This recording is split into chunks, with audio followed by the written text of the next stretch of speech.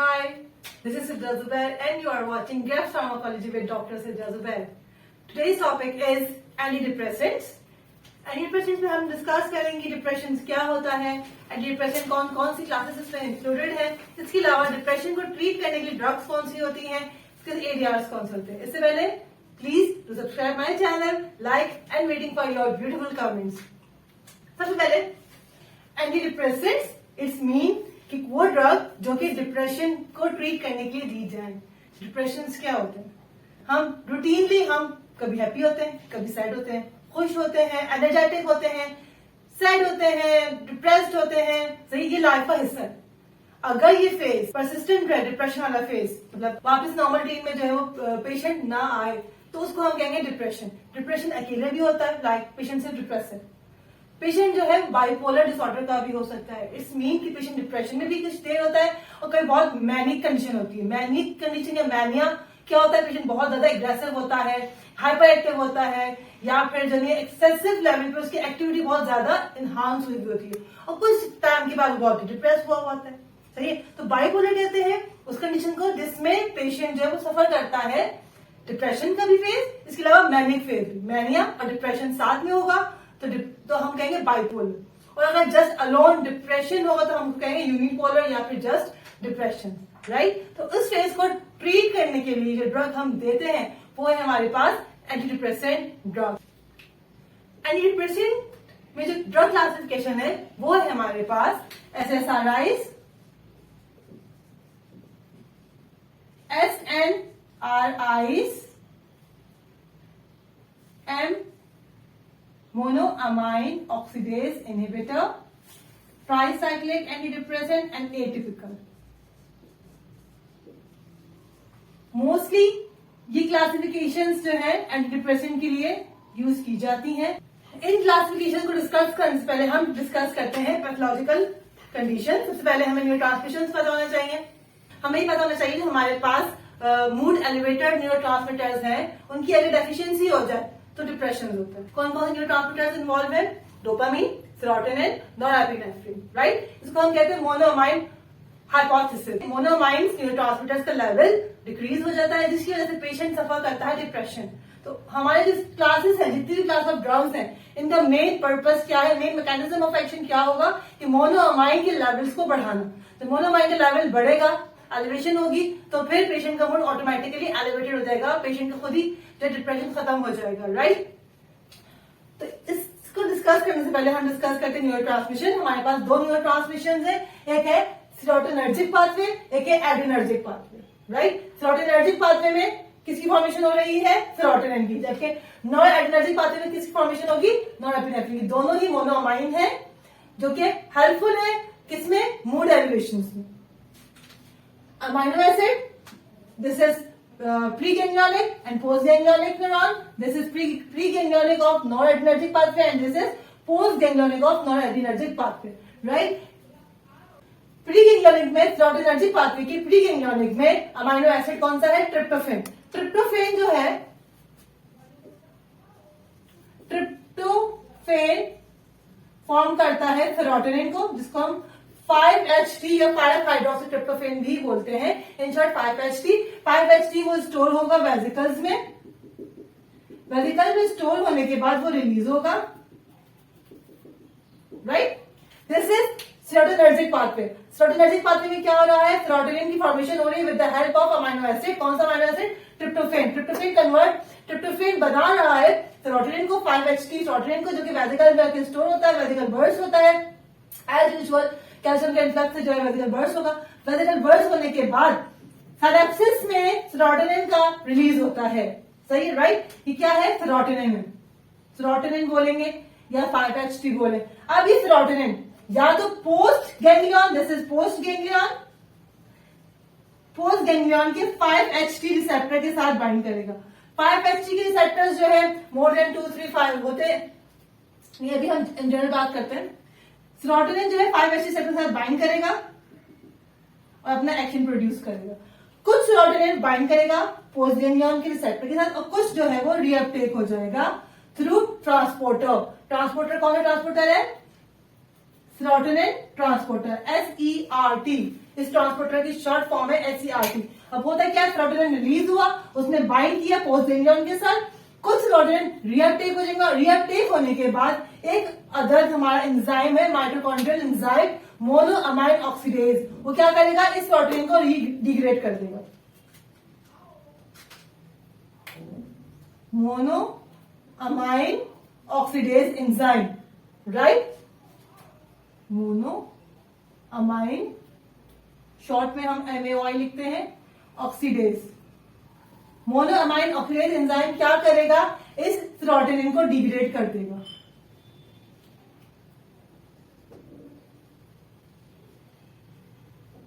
Right, similarly same सेरोटोनिर्जिक pathway, सही है। Similarly noradrenergic pathway में क्या होता है, नॉरएड्रेनर्जिक पाथवे में नॉरएपिनेफ्रिन का रिलीज होता है, राइट। नॉरएपिनेफ्रिन की फॉर्मेशन होती है कौन से अमीनो एसिड से, टायरोसिन। टायरोसिन बनाता है नॉरएपिनेफ्रिन, देन नॉरएपिनेफ्रिन वेसिकल में स्टोर होता है, देन वो रिलीज होगा, राइट। रिलीज होने के बाद अगेन रिलीज होने के बाद वो पोस्ट गैंग्लियन, ये पोस्ट गैंग्लियन किसका है, नॉरएपिनेफ्रिन का, सही। ये पोस्ट गैंग्लियन किसका है, सेरोटोनिन का है। अब यहाँ पे टायरोसिन ने बनाया नॉरएपिनेफ्रिन, वेसिकल में स्टोर हो गया, वेसिकल में स्टोर होने के बाद वो रिलीज हुए साइनेप्सिस में, सही, एक्सोसाइटोसिस में नॉरएपिनेफ्रिन का लेवल बढ़ा, देन उसने क्या करना है, उसने भी सेम ये वाले काम करना है कि या तो पोस्ट गैंग्लियन के साथ बाइंड करेगा। पोस्ट गैंग्लियन में रिसेप्टर कौन सा होता है हमारे पास, अल्फा रिसेप्टर और बीटा रिसेप्टर। नॉरएड्रेनर्जिक का पोस्ट गैंग्लियन का रिसेप्टर कौन कौन से है, alpha receptor and beta receptor. Then bind करने के बाद कुछ ने बाइंड करना है पोस्ट गैंग्लियन के साथ और कुछ ने वापस से रीअपटेक हो जाना है थ्रू अ ट्रांसपोर्टर। उस ट्रांसपोर्टर का नाम क्या है, NET, norepinephrine transporter, right. Then again ये रीअपटेक हो जाएगा, रीअपटेक होने के बाद जो ये MAO मोनोअमाइन ऑक्सीडेज एंजाइम है वो NET को भी डिग्रेड कर देगा, degrade by monoamine oxidase enzyme. This is all about your transmission of serotonin and norepinephrine. Similarly dopaminergic pathway में क्या होता है, डीओ डोपा कन्वर्ट होगा, डोपा में डोपा की जो है वेसिकल में स्टोर होगा, देन डोपा रिलीज होगा। डोपामीन जो है रिलीज होने के बाद अपने पोस्ट गैंग्लियन के साथ बाइंड करेगा डोपामिन रिसेप्टर के साथ, D1 D2 रिसेप्टर्स के साथ, या फिर वो रीअपटेक हो जाएगा और सिमिलरली मोनोअमाइन ऑक्सीडेज के साथ जो है वो डिग्रेड हो जाएगा। तो हमारे पास 3 न्यूरोट्रांसमीटर्स ऐसे हैं, कौन कौन से, डोपामिन, सेरोटोनिन एंड नॉरएपिनेफ्रिन, जो कि मूड एलिवेटर है। इनका लेवल अगर हमारे बॉडी में इंक्रीज होगा तो हमारा मूड है वो अच्छा होगा, अगर इनका लेवल डिक्रीज होता है तो फिर मूड जो है वो डिप्रेस हो जाएगा, राइट। अब प्रॉब्लम कहां पे आती है, प्रॉब्लम यहां पे आ सकती है कि सेरोटोनिन या फिर नॉरएपिनेफ्रिन या फिर डोपामिन रिलीज होने के बाद वो रीअपटेक हो जाते हैं और डिग्रेड हो जाते हैं, मतलब उनका लेवल सिनेप्सिस में इतना नहीं है कि वो पोस्ट गैंग्लियन के साथ बाइंड करें। जब पोस्ट गैंग्लियन के साथ सेरोटोनिन, नॉरएपिनेफ्रिन या डोपामिन बाइंड करेंगे तो ही पेशेंट का मूड एलिवेट होगा। तो इट्स मीन हमें वो ड्रग देनी है जो कि नॉरएपिनेफ्रिन, सेरोटोनिन और डोपामिन के लेवल को बढ़ाए, डिग्रेड नहीं होने दे, राइट। हमें ड्रग ऑफ चॉइसेस क्या हो सकती है, सबसे पहले हमें ब्लॉक क्या करना होगा, चैनल्स को ब्लॉक करना होगा, सही है। अगर हम चैनल्स को ब्लॉक कर देंगे तो वो रीअपटेक ही नहीं होगा, सेरोटोनिन का लेवल सिनेप्सिस में इंक्रीज रहेगा, नॉरएपिनेफ्रिन का लेवल सिनेप्सिस में इंक्रीज रहेगा, राइट। या फिर अगर रीअपटेक हो रहा है, सही है, तो वापस से वो वेसिकल में स्टोर होकर रिलीज हो जाए, मतलब साइकिल बन जाए, डिग्रेड डाउन, राइट। तो हमारे पास ड्रग ऑफ चॉइसेस कौन कौन सी है, सबसे पहले हमारे पास ड्रग है SSRIs। SSRIs stand for selective serotonin reuptake inhibitor, मतलब सिलेक्टिवली खाली सेरोटोनिन के ट्रांसपोर्टर को ब्लॉक करेगी, सही है, नॉरएपिनेफ्रिन को ब्लॉक नहीं करेगी। नंबर 1 जो हमारे पास क्लास ऑफ ड्रग है वो SSRIs। SSRIs क्या करता है, वो सर्ड को ब्लॉक करेगा, या भी ब्लॉक करने के बाद सेरोटोनिन का लेवल इंक्रीज हो जाएगा साइनेप्सिस में, राइट। SSRIs ब्लॉक कर रहा है सिनेप्सिस में, सेरोटोनिन का लेवल बढ़ाएगा, लेकिन जस्ट SERT को ब्लॉक करेगा SSRIs। Next class of drug हमारे पास SNRIs for serotonin, norepinephrine reuptake inhibitor. Its mean is going to block SCRT as well as NET. SNRIs SCRT को ब्लॉक करेगा, इसके अलावा NET को भी ब्लॉक करेगा, राइट? ये हमारे पास दो क्लास ऑफ ड्रग हो गई. Third one MAOIs, monoamine oxidase inhibitor है. मोनोमाइन ऑक्सीडेज इनहिबिटर क्या कर रहा है? मोनोमाइन ऑक्सीडेज के लेवल को इनहिबिट कर रहा है. जब ये एंजाइम इनहिबिट हो जाएगा तो क्या होगा? डिग्रेड नहीं होगा, ना ही सेरोटोनिन डिग्रेड होगा, ना ही नॉरएपिनेफ्रिन डिग्रेड होगा, ना ही dopamine degrade. Next class of drug है हमारे पास TCAs. Fourth one is TCAs. सही, TCAs है. TCAs की फुल फॉर्म है tricyclic antidepressant, right? Tricyclic means कि इसकी जो क्लास ऑफ ड्रग्स, जितनी भी ड्रग्स इसमें इंक्लूडेड है, वो उनका स्ट्रक्चरली वो 3 साइकिल्स में होते हैं. इसको हम ट्राईसाइक्लिक एंटीडिप्रेसेंट्स कहते हैं. TCAs का जो मैकेनिज्म है या जो वो ब्लॉक करेगा रिसेप्टर्स को, वो कोई स्पेसिफिकली सेम नहीं है. किसी ड्रग का किसी सेक्टर पे इफेक्ट जाता है, किसी ड्रग का किसी और सेक्टर पे इफेक्ट जाता है, राइट? लेकिन TCAs ब्लॉक कर रहा है, एक तो ERT को भी ब्लॉक करेगा, NET को भी ब्लॉक करेगा, राइट? इसके अलावा ये अल्फा रिसेप्टर को भी ब्लॉक करेगा TCAs, राइट? इसके अलावा हमारे पास दो और हैं. एक है हिस्टामिन रिसेप्टर और एक है मस्करिनिक रिसेप्टर. बस इन दोनों को भी ब्लॉक करेगा. तो TCAs जो है 5 रिसेप्टर्स को ब्लॉक कर रहा है. कौन कौन से? एक तो रिएप्टेक को, SGRT को ब्लॉक कर रहा है, NET को ब्लॉक कर रहा है. इसके अलावा अल्फा रिसेप्टर को भी ब्लॉक करेगा, हिस्टामिन रिसेप्टर को भी ब्लॉक करेगा और मस्करिनिक रिसेप्टर को भी ब्लॉक करेगा. इसीलिए TCAs के साइड इफेक्ट ज्यादा है, क्योंकि जितनी ज्यादा ब्लॉकिंग होगी, जिसका जितना ज्यादा इंटरेक्शन होगा दूसरे रिसेप्टर्स के साथ, तो उसका साइड इफेक्ट ज्यादा होंगे. इसलिए TCAs का यूज थोड़ा सा मिनिमल में. Okay, next class of drug है हमारे पास एटिपिकल. एटिपिकल में हमारे पास वो सारी ड्रग्स इंक्लूडेड है जिनका मैकेनिज्म ऑफ एक्शन स्पेसिफिक नहीं है, जो किसी इन क्लासेस में नहीं आती है, लेकिन क्योंकि उनका इफेक्ट एंटी डिप्रेसेंट है, तो उन सारी क्लासेस को हमने रखा हुआ है एटिपिकल में. अब हम डिस्कस करते हैं अपनी क्लास ऑफ ड्रग से स्टार्ट करते हैं. नंबर 1 क्लास ऑफ ड्रग है हमारी SSRIs. SSRIs क्या है? Selective serotonin reuptake inhibitor. हमें ये पता होना चाहिए कि जितनी भी एंटी डिप्रेसेंट पेशेंट यूज करता है उसका इफेक्ट फौरन से नहीं आता. लाइक अगर पेशेंट ने आज इस्तेमाल करनी शुरू की है एंटी डिप्रेसेंट, तो उसका इफेक्ट आएगा आफ्टर 6 वीक्स. से मिनिमम 4 से 6 हफ्ते चाहिए अपने उसको ड्रग को अपना इफेक्ट प्रोड्यूस करने के लिए. क्यों? क्योंकि जब पेशेंट डिप्रेशन में होता है तो जी प्रोटीन जो है वो एक्यूमुलेट हो जाता है, क्लस्टर बना लेता है इनटू ब्रेन सेल मेम्ब्रेन में. ब्रेन सेल मेम्ब्रेन की किस पार्ट में?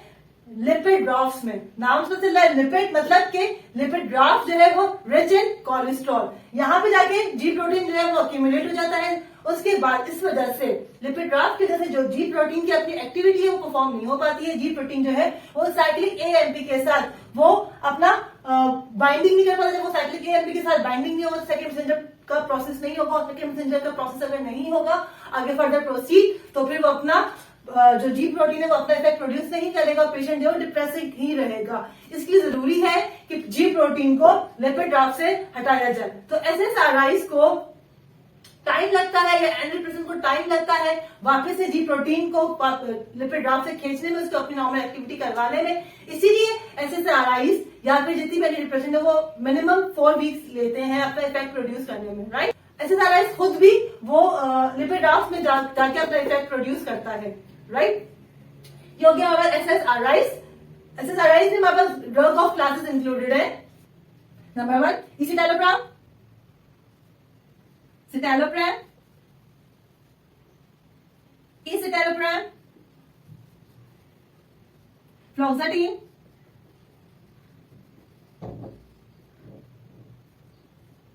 Sertraline and पैरोक्सिटिन.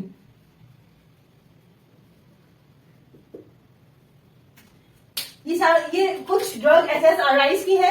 SSRIs की ड्रग डिप्रेशन के लिए भी दी जाती है. इसके अलावा ड्रग जो है डिप्रेशन के लिए भी दी जाती है. इसके अलावा OCD के लिए, ऑब्सेसिव कंपल्सिव डिसऑर्डर्स के लिए, पोस्ट स्ट्रेस ट्रॉमेटिक डिसऑर्डर के लिए, PSTD के लिए. इसके अलावा जनरलाइज्ड एंजाइटी डिसऑर्डर्स के लिए. सही है, मैं यहाँ पे मेंशन कर देती हूँ. First of all depression clinically जो है इसको हम डिप्रेशन के लिए दे सकते हैं। इसके अलावा generalised anxiety disorder and PSTD, post traumatic stress disorder and OCD, obsessive compulsive disorder. इन चारों के लिए SSRIs आर प्रिस्क्राइब। देखिए इन सबका मैकेनिज्म ऑफ एक्शन क्या होगा SSRIs का, जस्ट ही जाके ट्रांसपोर्टर पे बाइंड कर जाएंगी और अपना इफेक्ट प्रोड्यूस करेंगी और रीअपटेक होने नहीं देंगी। सही है। अब हम एडवर्स इफेक्ट्स की बात करते हैं। एडवर्स इफेक्ट्स में अगर देखो यहाँ पे हमें पता है कि हमें न्यूरोट्रांसमीटर्स का लेवल बढ़ाना है, सेरोटोनिन का लेवल बढ़ाना है। SSRIs क्या कर रहा है, SSRIs जो है सर्च को ब्लॉक करके सेरोटोनिन का लेवल बढ़ा रहा है। जब सेरोटोनिन का लेवल एलिवेट होगा तो फिर उससे साइड इफेक्ट्स भी आ सकते हैं। एक्सेसिव एलिवेशन या फिर depletion, both are not required for our body, right. अगर ब्लॉकिंग होगी, सेरोटोनिन का लेवल कम होगा तो डिप्रेशन होगा, और अगर सेरोटोनिन का लेवल परसिस्टेंट रहता है, बहुत ज्यादा हाई हो जाता है, तो उसके एरियाज हमारे पास कौन कौन से आते हैं। एरियाज ये है कि पेशेंट बहुत ज्यादा एग्रेसिव हो जाता है, इंसोमिया हो जाती है पेशेंट में। सेरोटोनिन का लेवल बढ़ जाएगा तो पेशेंट सफर करेगा। कौन कौन से एरियाज होंगे इसके हम डिस्कस करते हैं। सबसे पहले तो पेशेंट की हाई स्टिमुलेशन ऑफ सेरोटोनिन क्या कॉज कर सकता है, nausea, vomiting, diarrhoea as usual. इसके अलावा एक्सेसिव स्टिमुलेशन जो है पेशेंट को वो कॉज करेगा इंसोमिया, एंजाइटी बढ़ जाएगी पेशेंट की। इसके अलावा इरिटेबिलिटी, अगर सेरोटोनिन का लेवल बहुत ज्यादा एक्सेसिव हो तो इरेक्टाइल डिसफंक्शन या ED भी हो सकता है। एंटीडिप्रेसेंट ड्रग, कोई भी एंटीडिप्रेसेंट या कोई भी ड्रग जो कि सीरियस रिलेटेड पेशेंट इस्तेमाल कर रहा हो तो कभी भी उसको एब्रप्टली विड्रॉल नहीं करनी चाहिए। सही है। अगर फॉर एग्जाम्पल वो ड्रग ले रहा है 5 mg तो आहिस्ता आहिस्ता टैपर डाउन करना है। हमेशा ड्रग को आहिस्ता टैपर अप करते हैं और टैपर डाउन करते हैं। ऐसा नहीं है कि पेशेंट को अगर कोई भी एंटीडिप्रेसेंट को छुड़वाना है तो आज लिया पेशेंट और कल से जो है वो ड्रग ना ले, ऐसा बिल्कुल नहीं होगा। अगर ऐसा होगा तो फिर उसके अलग साइड इफेक्ट्स होंगे, उसको हम कहेंगे विड्रॉल सिम्टम। विड्रॉल सिम्टम्स में पेशेंट को क्या सफर करेगा, विड्रॉल सिम्टम्स में पेशेंट जो है उसको हेडेक हो सकता है, nausea, vomiting, sleep disturbances, agitation. It's all about SSRIs। SSRIs को हमने डिस्कस किया है, रिपीट करते हैं SSRIs को। SSRIs में हमारे पास जो drug of classes common citalopram, fluoxetine, sertraline and then paroxetine, right. Then हमने डिस्कस किया कि इसको हम प्रिस्क्राइब कर सकते हैं डिप्रेशन में, GAD में, PSTD में and obsessive compulsive disorder OCD में। इसके साइड इफेक्ट्स क्या क्या हो सकते हैं, साइड इफेक्ट्स हो सकते हैं नोजिया, वॉमिटिंग, डायरिया। इसके अलावा इंसोमिया, एंजाइटी बढ़ाएगा, इरिटेबिलिटी होगी और इरेक्टाइल डिसफंक्शंस भी हो सकते हैं। अगर अब्रप्टली हमने विड्रॉल करवाया पेशेंट से एंटीडिप्रेसेंट तो उसके अलग सिम्टम होंगे। उसके सिम्टम इंक्लूडेड है headache, nausea, vomiting, diarrhoea, headache, nausea, vomiting, sleep disturbances और agitation. It's all about SSRIs। SSRIs खाली ब्लॉक करेगा सर्ट को। अब हम डिस्कस करते हैं SNRIs। Next class of drug है हमारे पास SNRIs। Next class of drug हमने डिस्कस करना है SNRIs। SNRIs में हमारे पास ड्रग ऑफ चॉइसेस हैं वेनलाफेक्सिन, वेनलाफेक्सिन, duloxetine. These are drug of choices for SNRIs. SNRIs की drug of choices है। इट्स मेन इनका मैकेनिज्म ऑफ एक्शन क्या होगा, ये ब्लॉक करेगा कौन कौन से रिसेप्टर्स को, ये इनहिबिट करेगा एक तो सेरोटोनिन के ट्रांसपोर्टर्स को, इसके अलावा नॉरएपिनेफ्रिन के भी ट्रांसपोर्टर्स को। इन दोनों को ब्लॉक करेगा ताकि सेरोटोनिन का लेवल भी सिनेप्सिस में बढ़े और नॉरएपिनेफ्रिन का लेवल भी सिनेप्सिस में इंक्रीज हो, राइट। प्रिस्क्राइब क्लिनिकली, प्रिस्क्राइब हो सकती है clinically SNRIs prescribed for depression, obviously, anxiety, panic disorders. इन तीनों कंडीशन के अलावा SNRIs also prescribed for fibromyalgia और न्यूरोपैथी। साइड इफेक्ट्स SSRIs के ADRs as it is like SSRIs, क्योंकि वो सेरोटोनिन के लेवल को भी बढ़ाएगा तो सेरोटोनिन रिलेटेड जितने भी साइड इफेक्ट्स होंगे वो सारे SNRIs के होंगे। इसके अलावा एडिशनल जो नॉरएपिनेफ्रिन के साइड इफेक्ट्स होते हैं लाइक ब्लड प्रेशर बढ़ाना, सही है, increase in blood pressure, cardiac output activity, ये सब इंक्लूडेड हो जाएगा SNRIs में, राइट। तो डिफरेंस खाली ये है इन दोनों में कि ये SSRIs खाली सेरोटोनिन के लेवल को बढ़ाता है, जबकि एसएनआरआई सेरोटोनिन को भी और नॉरएपिनेफ्रिन के लेवल्स को बढ़ाएगा। तो क्योंकि दोनों को बढ़ा रहा है तो एडिशनल साइड इफेक्ट जो है वो इंक्रीज हो गया इसका, जो एनर्जिक सिम्टम्स से कार्डियक आउटपुट बढ़ाना या ब्लड प्रेशर बढ़ाना, वो एसएनआरआई के साइड इफेक्ट्स में इंक्लूडेड हो गया। It's all about lecture number 1. In our lecture number 2, we will discuss about monoamine oxidase inhibitors, tricyclic antidepressant, and atypical antidepressants. Stay tuned. Bye.